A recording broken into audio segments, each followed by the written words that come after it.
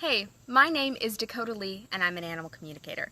I just wanted to take a minute on this video to explain what is animal communication and how does it work. So, first of all, what is it? Animal communication is actually a very simple concept. I can get a connection in which I can hear the animal's thoughts and they can hear my thoughts. Simple as that. And it may sound simple, but it actually took a really long time for me to master.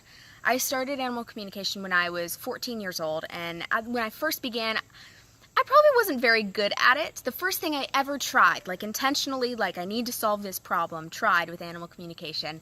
My cat, Spirit, was on my mouse pad, and I couldn't seem to get the message to her. She needed to not touch that. And so I simply focused on my cat and thought at her, please stay off this mouse pad. And I didn't hear anything back, didn't even get a twitch of an ear that maybe she heard me or something happened, but the result was she never touched that mouse pad again. And so when that happened and she actually seemed to have heard what I said, I realized, okay, there might be something to this, and I want to try this.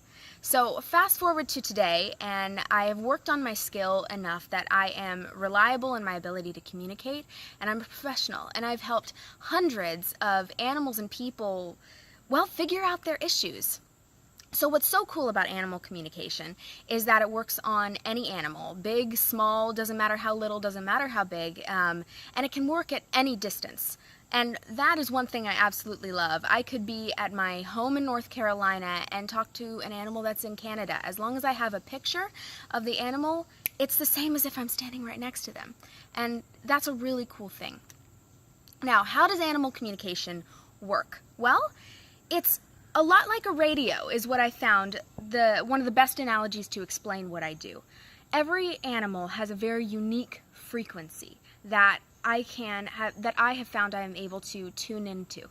And what's so cool is that I believe people, they're communicating with their animals every day, sometimes on a subconscious level, sometimes kind of on a conscious level. And what I've been able to do is make my ability to tune into different frequencies so good, it's on a very, very conscious level. And that's kind of a very basic understanding of animal communication. It's so much fun. I've helped so many animals and people. For example, one of my most recent sessions, I helped a dachshund, and she was grieving the loss of her buddy who had died very suddenly. He had unfortunately gotten hit by a car, and the family was trying to move on from the grief, and so was she, and she wasn't connecting with the new dog they had gotten.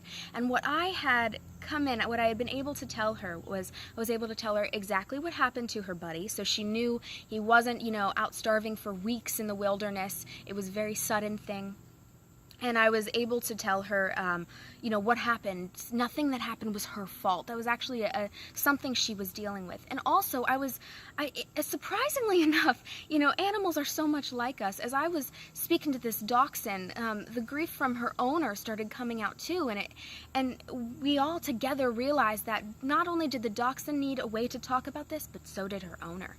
And that's one thing I love about animal communication is the way that animals and people come together through this in an even bigger way than people are used to.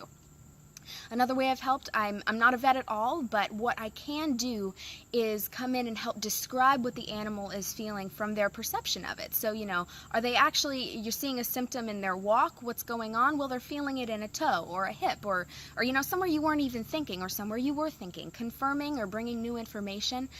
Once I was able to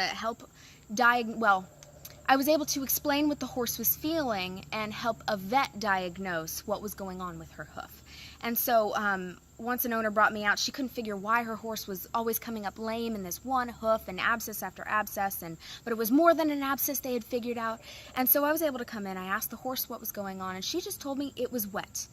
And she said it would be really helpful if it could dry out. Well, later when a vet came in along with a farrier, someone who works with the horse's shoes and feet, they found out, her hoof is constantly wet.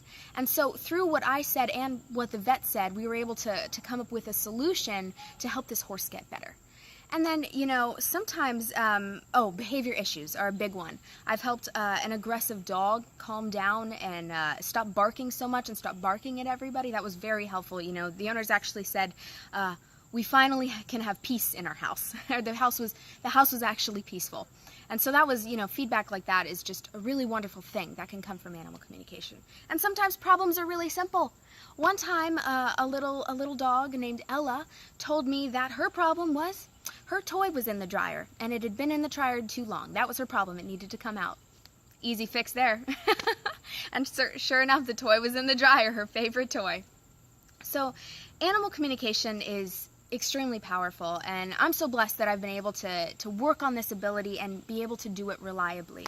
And it's an ancient thing. Science is kind of discovering it now, but it's very, very helpful. So if you are interested in animal communication and what I do, if you'd like to hear more testimonies, please go to www.dakotaleeanimaltalk.com. You'll get a lot more information there, see more of what I do, and if you're just curious, it's a great place to go. So I hope you'll check it out and maybe even try animal communication in your own life. You could be surprised at the results that you get. Thanks.